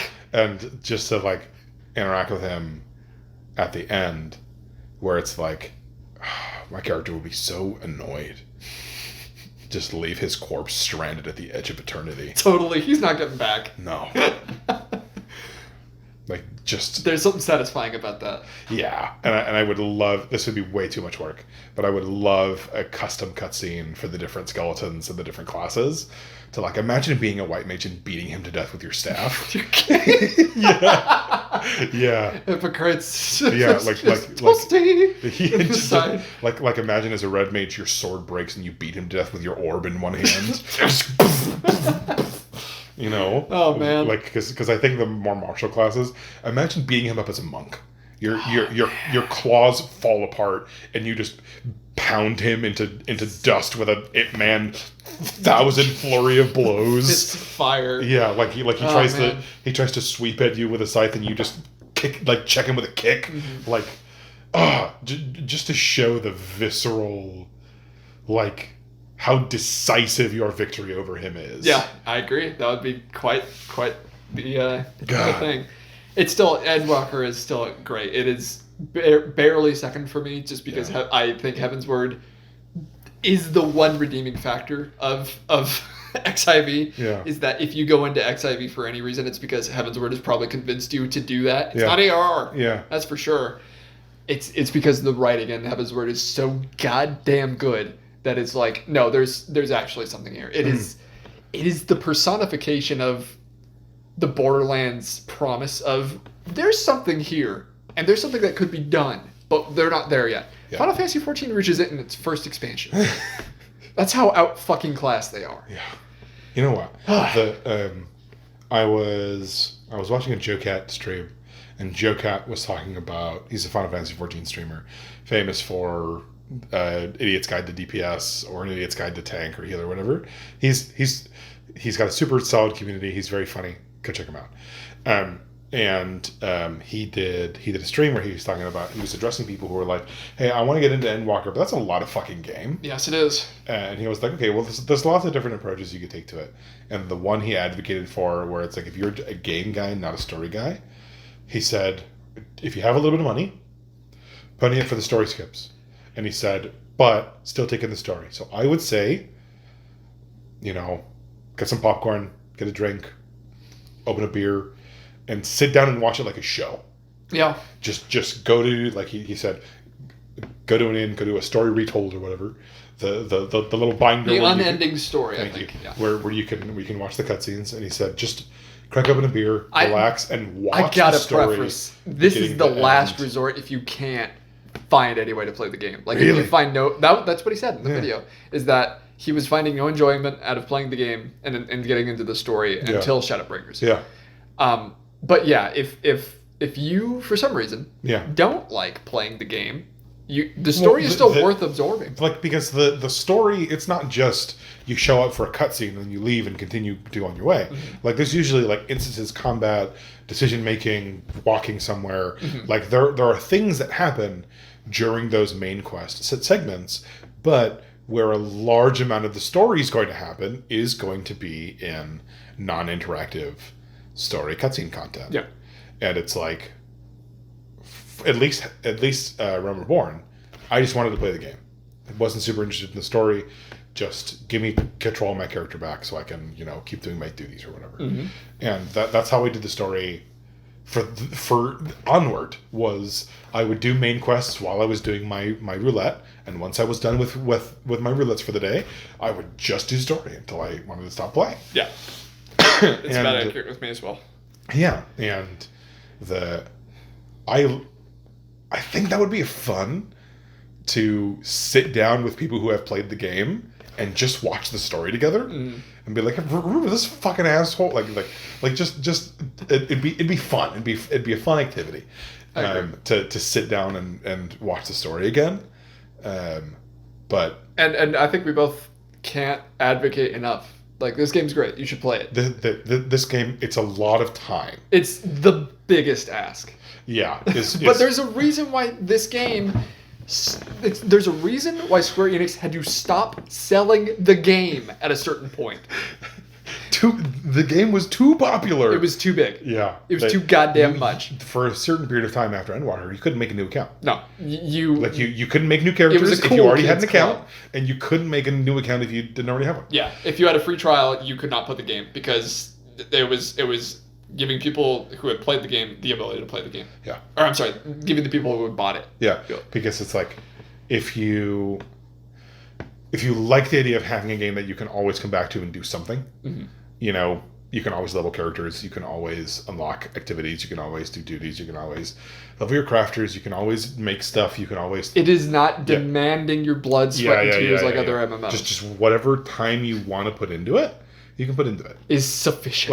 Like if you log on and only have 30 minutes, you can do trials. Yeah, you can do something. Normal raids. You can do you can do a lot of stuff. Yeah. And it's like, if you don't know anyone, if you don't have anyone to play with, I swear to God, just tweet about it. Just like, hey, you'll find somebody. Hey, I want to play Final Fantasy, but I don't have anyone to play with. And if you don't think you have time to play this game, Matt Mercer, making fucking Critical Role, has made a character at least up to 73, I don't know, 6 months ago. You have time. You have time. Damn. You have time to play this fucking game. What does he play? It was he made an Elezen lady. It was based off of Laura. I think it was White Mage. I don't know. I don't remember off the top of my head. Well, I know fucking Gabe Newell plays Final Fantasy XIV. Right. He plays healer because his son wants to play tank. Yeah, which is goddamn which is adorable. The sweetest sentiment I could ever think of. But you know what? The point is, you have time. You don't want to admit it to yourself, but you have fucking time. Hang on. I'm almost 30. I don't have I don't have any children. I don't think a child is on the horizon. However, if there's a point where where a child figure in my life walks up to me and says, "Hey, I picked up an MMO. Do you want to make a character with me?" I'm gonna cry my fucking eyes out, and then I'm gonna make an account. You accompany them. Yeah. You give them a friend. Yeah, accompany them on their journey. I could have used one in World of Warcraft, and honestly, it's probably better than I did because World of Warcraft's kind of fucking shitty. It sucks, but it's always being a friend to someone that was playing XIV. Yeah, always helpful. Yeah, because when I started playing, Ryan helped me with a lot of stuff. Oh, go here. Oh, go there. This is what that means. You go here, talk to this person. Hey, I have a question about this mechanic, this duty, the way this works. Just having people there who could answer that for me immediately made getting through A Realm Reborn fucking possible. It's possible. We would absolutely extend the invitation to help our friends out if they're playing A Realm Reborn for the first time. And you should too, listener. Yeah. If you're playing A Realm Reborn for the first time, enlist a friend to help you. Enlist the community to help you. Yeah. Just ask. Just reach out. Confide in somebody or somebodies, and they will help you. Because there is nothing better in this game than to play with friends. Yeah. For sure. Yeah. The way I would recommend playing this game is get a friend, maybe 2, maybe 3, and hop on a Discord server and play. Yeah. And just fuck around and do the stuff that you want to do and play the story. And it isn't vital to watch every cutscene when you're first playing because there's so much because God thick forbid. Lore. Yeah. It's and oh Jesus, the English dub in A Realm Reborn is no good. Sam Riegel as Alphino playing a 40-year-old man playing a 15-year-old child. Doesn't work. Doesn't work. Yeah, you know what? Playing through A Realm Reborn with the Japanese dub. Oh, yeah. And then playing... And that stays consistent, right? That stays consistent. Yeah. And then playing Heavensward, Stormblood, Shadowbringers with an English cast. Mm-hmm.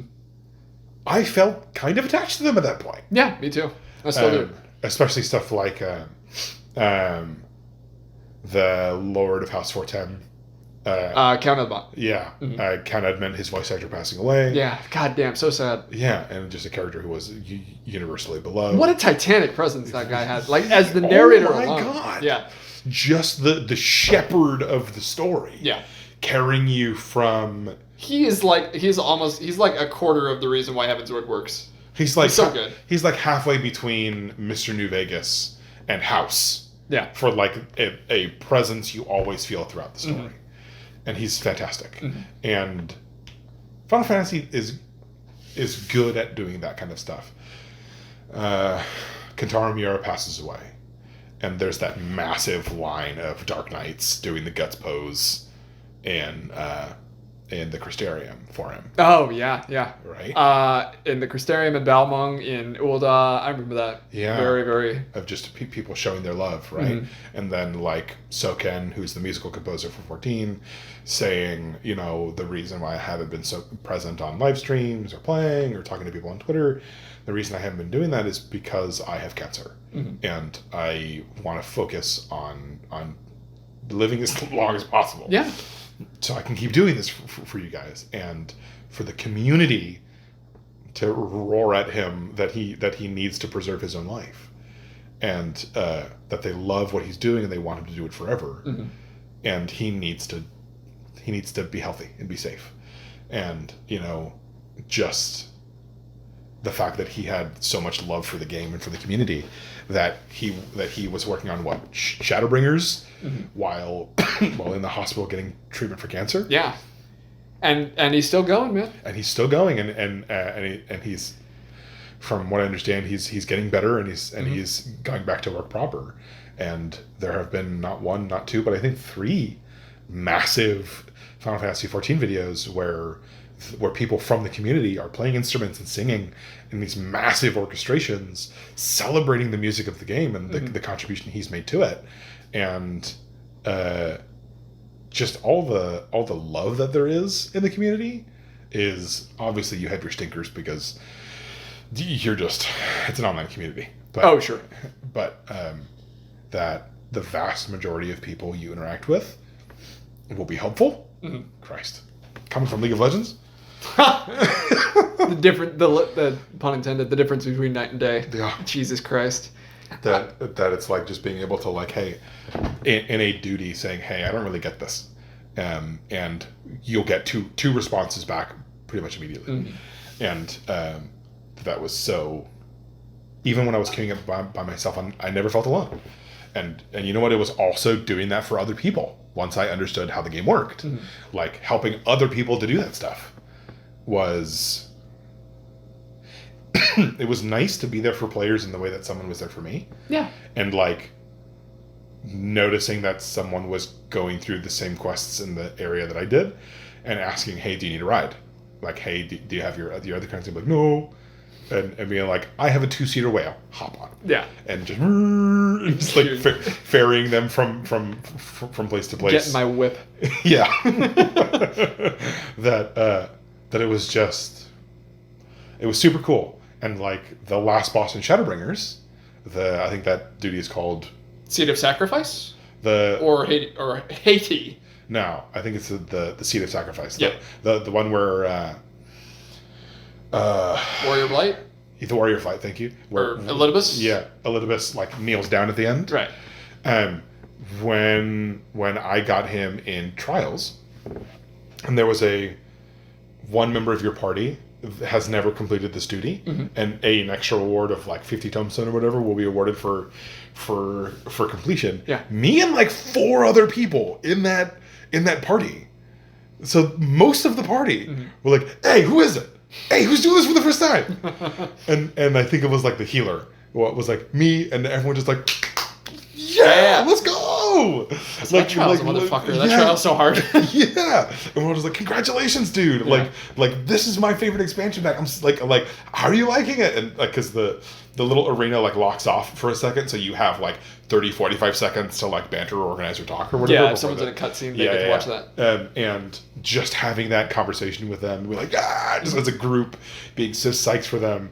And just like Ryan did for me when I cleared that the first time.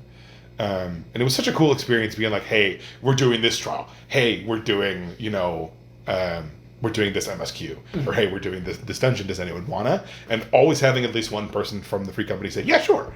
And hopping on. And for the MSQs in A Realm Reborn, there was usually like 3 or 4 people who would show up to... Oh, yeah, there's new people in that all the time. Yeah, to like from the company specifically. Yeah. Who would show up to help me through that stuff. And then beating Warrior of Light with the random. And half of the group posing in front of him for that new person to take a screenshot. Yeah, that's good too. That was fucking cool, Yeah. man. That was so awesome being able to like shepherd someone else through the content. Generosity in XIV is the gift that really does keep on giving. Like making sure that healer was like always safe, making sure he knew where to stand, making sure that like he was always alive, like making sure he understood like mechanics, basically just protecting him the entire time. Oh God, it felt so good. It felt so good to like. It felt like the way it would probably feel like in that world for those characters to like protect and shepherd someone through something they had never done before, but they had done before. It felt nice. It felt nice, and I'll always go out of my way to like help somebody out in game if I can. I think we're starting to wrap up here. It's getting a little late, Yeah. but I wanted to say. I was going to ask what your favorite trial was, what your favorite boss is. What it's effectively the same thing for someone that doesn't know what a trial is. I, off the top of my head, Warrior of Light, because when I cleared it, we posed along with everyone else who was a part of the party, like all of the free company guys who did it with us, and the Gmod screenshot only shows us. But I do remember posing with everyone from the free company, everyone who who showed up to help me do it. Yeah, and that was probably my favorite, just because of all the story that had happened up to that point, and the fact that at that point Endwalker wasn't out yet. So like this was one of the last big, before. Not Elidibus, Emmett Selk. Yeah. Before doing his stuff at the end, but probably the Warrior of Light. I think my favorite is Nidhogg, because you get you get, first of all, my favorite track in the game, which is Dragon Song, that main theme to Heavensward, and then you get all it's the main theme, and then you get the different variations of themes in Heavensward with the different phase changes with the possessed Estinian, and then the final Nidhogg with the crazy glowing wings and stuff, which also doubles as a really good encapsulation of the expansion. Both you and I are talking about like the final bosses of those expansions. I never credit songs. Dragon Song made me cry, and Flow from Endwalker got me. God damn, those are powerful songs. They're so good. Yeah. Also, Vothri is my favorite villain because his English performance is so damn good. He like rolls his R's and stuff. He's an opera singer. Vothri is the big guy in Yulmore? Yeah. Got it. Yeah. Okay. There were a lot of really good performances in Shadowbringer. My fucking tiny Englishman from Bridgerton, the guy who voices Grahatia. Oh sure. Is a actor from British television. And it's just his normal speaking voice. He's not doing a voice or anything for Grahatia. Man. It's a lot of really good performances. Yeah. I like how Redbound sounds like a English Jason Statham. Yeah. We're getting, where are we at this point? 1 a.m, Jesus. Okay, we should probably... No, it's not. What? 11. Oh, I read the time that I had taken on my phone that I... Okay, Fuck we're you, good. it's not 1:30 in the morning, Jesus Christ. Okay. We're not that late, but we're getting late enough. What other questions did you have? Any of the stuff because we ended up prognosticating a lot. I think I pretty much got everything. Yeah. Like favorite expansion. Yeah. Well, man, the longer I play the game, I would need to go through them again because I remember playing through it and thinking Stormblood was the stinker. But I think, well, first of all, ARR is the king stinker. Yeah, absolutely. No expansion will be worse. Yeah. But King Stinker. Playing through, like, thinking about them, I am way more fond of Stormblood than I was when I played it. Like the things that it did story gameplay wise, I'm way more kind on them looking back than I was playing it. But that's because playing it, I was very annoyed when the stuff that was happening in the plot was interrupted by the overarching threads that had been cast forward from Realm Reborn. Yeah. Like, specifically the Ashians being, like, puppet masters behind stuff, mm-hmm. and, like, them setting up plans, the plan's not working, and then the Ashen, flipping you off and saying, but that was my plan the whole time! Yep. And then just fading into darkness. Yeah. That pissed me off, straight up. Mm-hmm. I didn't like that. But thinking the political stuff that was happening, everybody there, all the people you met, all the factions in play, Kugane, Alamigo, the Garleans, like, all that stuff was super, super fascinating to me. And then the stuff with Ashen's just annoyed me when it interrupted, because it felt like it was getting in the way of the more interesting story. Mm-hmm. And that is why I like Heavensward so much, because it's self-contained. Yeah, it avoids a lot of that. It's really self-sealed. As Ashen shit, even when they show up, they get bitch slapped immediately. And I'm like, great, yeah, that's what I wanted. Yeah, it's so much wish fulfillment. Yeah, but looking back on it, so much of my negative emotions around Stormblood as a whole were just I was annoyed about how the story was put together. Sure, I agree too. It's not focused enough. Yeah. Especially after coming after Heavensward. Yeah. It's a hell of an indictment after that expansion. Yeah. The main that overarching threads annoyed me in Stormblood, and I think Shadowbringers, I was kind of annoyed because I felt like some themes weren't fully explored, like specifically the light and darkness stuff. Mm-hmm. That's its own episode of specifically talking about the story of Shadowbringers. Yeah. But gameplay, good. Yeah. The story, pretty good. I think the world building of Shadowbringers is what annoyed me. Man. Yeah, because it kind of felt like we'd already tread that ground and we're just doing it again. And it's like, hey, we're just, plucky new adventurer, and some people have different classes now. Woo! Mm-hmm. Thancred's a gunbreaker now, and Uriange's an astrologer. Yes. And like, Shadowbringers wasn't bad. It was really good. No, I agree. But it just felt like, hey, we interrupted a really interesting main plot to do this. Why does it feel like... It felt like filler for a little while. Yeah, it felt like a lot of filler for a little while. You wake up in Purple Town, and you're like, what am I doing here? What's going on? Man, my experience starting that was super interesting, though, because I had turned music off, because I was listening to music or podcast or whatever. I was doing stuff I was listening to stuff in the background. So I turned the music off. And to start that expansion, walking into the Crystarium with no music. Oh, that's really ambient. That's really eerie. Yeah, and just walking in, and I was playing Shadowbringers at a point where most people were done with it. Mm-hmm. So there weren't a whole lot of people. And there's just this noise that the sun makes, this kind of heat haze. Oh.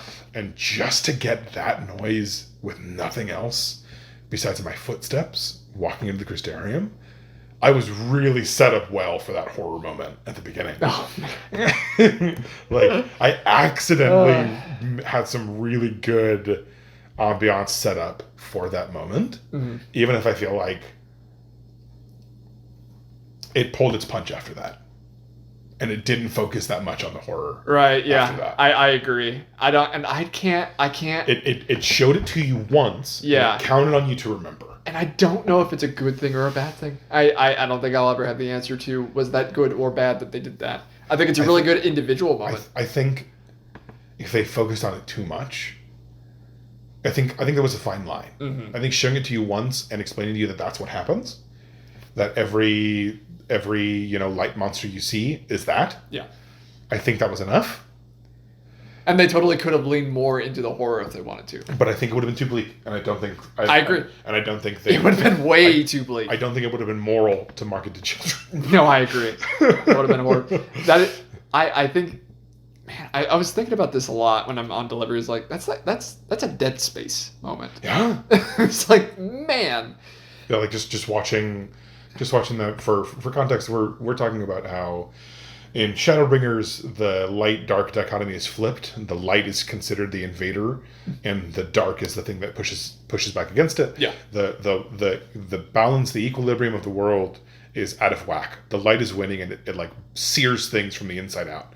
Like it turns people into monsters. It's doing everything the dark does in our world, but it's the light instead. And watching the transformation of a person who we know their fears, their motivations, their doubts, their hopes, their dreams, their aspirations. We spend some time with them. We learn what they want, what they hope for, and we get to watch them turn into one of these monsters violently. And it's the camera's very close. Yeah. And we get to see what the transformation looks like up close. It is not pretty. I remember talking to my guys in the free company chat about that. Like, what the fuck was that? And they're like, yeah. It's like, dude, it's so crazy. It's really, it has to be seen to be believed. Yeah. It's graphic, not because it by itself in isolation is that bad, but because it's not something the game has done to that point. No, yeah, it's isolated enough that you that you never think that the game can accomplish that in its Yeah, because it's never something the game does. Like, it zooms in on people when people are going sicko mode, and people are losing themselves a little bit mentally. But that only happens 2-3 times. And to really get close on someone's transformation, you hear them scream. Like, you see their body contorting. You hear bones cracking and skin tearing. And that is horrifying in a way that the game hasn't done to that point. And I'm really thankful it doesn't do after that. Yeah, me too. It's a lot. It's a lot. It's a lot, specifically from the hee-ho fun adventure. Oh, in Pixieland, yeah. In Pixieland. and then that happens. And I think I needed to walk. I paused. Like I went to the Crystarium and I like got up and walked around for a second after that. I was like, that was dark. After I did that in the game, yeah. In real life, immediately after that, I went to a baseball game with you. Yeah. And we were in a very nice seating arrangement that I never thought I'd be able to do. Yeah. And a little bit of that was tainted by just me thinking about that sequence over and over again. Like, oh man. They're just playing in your mind. I was like, oh god, dude. I should have drank more. Yeah. Man, that was something else, and that's funny because you get the Hrothgar in that expansion who wants to find the answer to his suffering at the bottom of a bottle. Which is another really good relatable point. Yeah. Especially in a world like that. His name is Magnus, right? Yes, I think you're right, because I think Runar is the guy that likes Y'shtola. Yeah. I wasn't going to say Y'shtola's love interest, because kind of. They're kind of cute together. Yeah. But it's not a... I don't think there's a whole lot of like depth to it. Mm-mm. But I think both of the characters understand that. Mm-hmm. It's just like a pet fancy, they're sweet on each other, but it doesn't really go anywhere. Speaking of Hrothgar, it is late 6.1. We may possibly get female Hrothgar. I hesitate to say soon. You know what?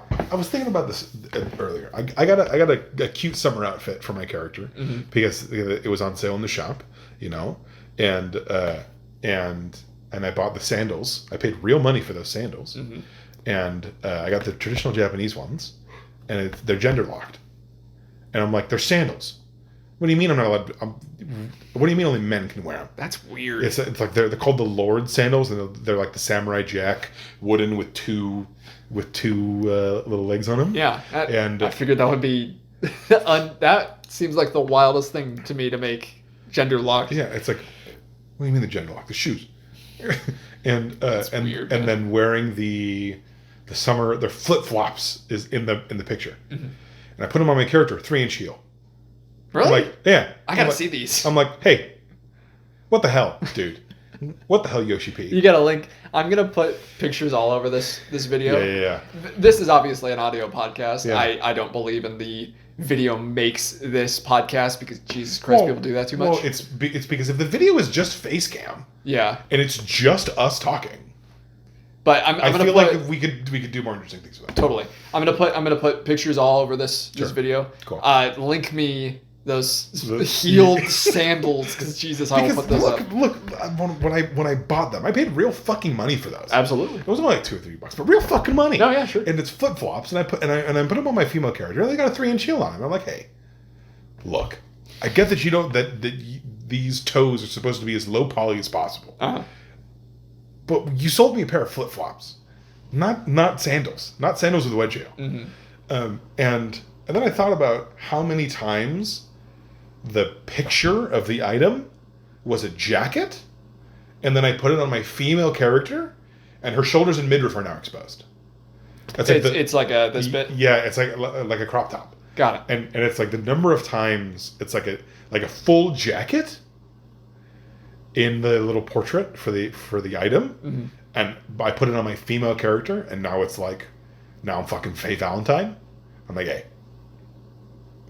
Can we stop doing? Could I pick how I want it to sit on my character? Yeah, masculine or feminine. Could I pick that? Is that something that's impossible to do? Yeah, sure. I get that. Because I ended up going back to Gradania, and there's a vendor for the racial gear, right? For the racial gear. Yeah. And to see, there's a difference between the male and female variants of almost every outfit. Yes, there is. And it's gender locked. And I'm like, but what if I wanted the shirt and not the singlet? What if I wanted the pants and not the booty shorts? I do think. And it's like inverse of that, right? Yeah. Because I showed you that picture of the Ardbert cosplayer in Y'shtola's teacher's Matoya's dungeon run. Yeah.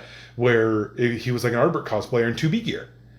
And he had the booty shorts and a little skirt and the fucking 5-inch needle heel. Mm-hmm. And I'm like, there you go. Why not just I also love that there's no non-sexy version of the near gear. Yeah. You can only... they have to have asked Yoko Taro, hey, is it okay if dudes can wear 2B's ass? And he's like, yeah, it's fine. I don't fucking care. And there it is. Yeah. The inverse of that is let the dudes wear bikinis. So they are slowly working on this. Right. There are dresses that dudes can wear now. Yeah. And there are butler outfits. I know there are male butler outfits that women can wear. There's a lot of examples. I'm not coming up with a lot. Good. But it's something that's being worked into the game. I guess that's true. The items I'm interacting with are probably some of the older items in the game. Probably, yeah. I think if you bought the summer gear, those are for past events. So those are from years. So they'd be from years past, from events past. Years ago. Oh, okay. So I should take a little bit of the heat off. Okay, that makes sense. It's a valid concern, but I think they are working on it. I don't think it's a fast-going process, so if they do work on it, it's going to be a very slow-going thing. It's I want to see a male rogue in the, Minfilia gear, you know? I don't, but okay. I do. Fucking I want to see a guy wearing Merlwyb's coat. You could... That'd be cool. You don't know what you're asking for until you see it for yourself. I would because there were three. I would rather be Kurt. Oh, the three rogues in the bunny outfits. Yeah, and I was like, who would dance in Limsa? I didn't like that. You know what? I would rather them be there than that not be possible. I guess that's true. You're right. There is a freedom, the freedom of speech in goddamn America. Yeah. I understand. I may not agree with you, but I will defend your death, your right to say it to the death. Yeah. That it's that's something that's just super fascinating to me. Even if I'm not interested in dressing my character up like that, it should be possible. It should be possible. I get it. I get that. And it's not like you wouldn't play with it, right? You try it on for 30 seconds. Yeah. I did that with my midlander once. Yeah. I thought it was very funny, and then I tried on the boots, and I cannot do this. I'm out. but there's an element of play with the outfits, right? This is a doll. It's just an electronic doll, and dress up is part of the fun. I've spent an awful long time picking the right haircut to go through an expansion. Oh, sure. I've looked at haircuts before and been like, this looks okay, and then you look at it from the side, and you're like, oh, and then you look at another one from a cutscene, like, nope, I don't like that. And I've picked the haircut and stuck with it ever since. I've even used different mods and been like, okay, that looks nice, and then you look at it in game, and then there's another angle, and you're like, fuck. I had one haircut until the end of Shadowbringers, and then I picked a different haircut for Endwalker. Mm-hmm. Yeah, the game kind of I like Endwalker for a little reason that it encourages you to pick a different glam than you're normally used to. Yeah. I think that's fucking fascinating to me. Yeah. It really incentivizes your character you. will evolve over time. Yeah, that's so cool. Man. That was there's tons of interesting little stuff about the game. Totally. About the game in its entirety. Okay, I think we should wrap up here. It's getting long in the tooth. Yeah. This has been a hell of a recording. I'm glad you have finally gotten something down. We've been meaning to do this for a long time. Yeah. Needless to say, XIV is a great game, and if you haven't played it, Jesus Christ, what are you doing with your life? Go fucking play it. You know you have the time somewhere. You don't need a lot, just enough. Yeah, maybe we haven't done a fantastic job of just like, hey, if you're on the fence, this is why. Yeah. We've mainly just like talked about it for 2 hours. Community's great, game's great, narrative's great. Our ARR is a big ask. Just skip the cutscenes. You'll get the gist. There's big primals. Go kill them. Yeah, go. You're the chosen one, Anakin. Go punch the monsters. Keep the high ground. You know, just you'll be alright. Yeah. Get some friends. Get a 2-seater mount. Yeah. Make sure you do your fucking golden saucer stuff at the beginning of every day. Yep. Just get the mini cactus out of the way, bro. You'll be fine. Yep. I should do it. This has been. I'll edit in the beginning. I think we forgot to refer to ourselves. This has been Ryan. This is Brian. And thank you so much for listening. Until next time.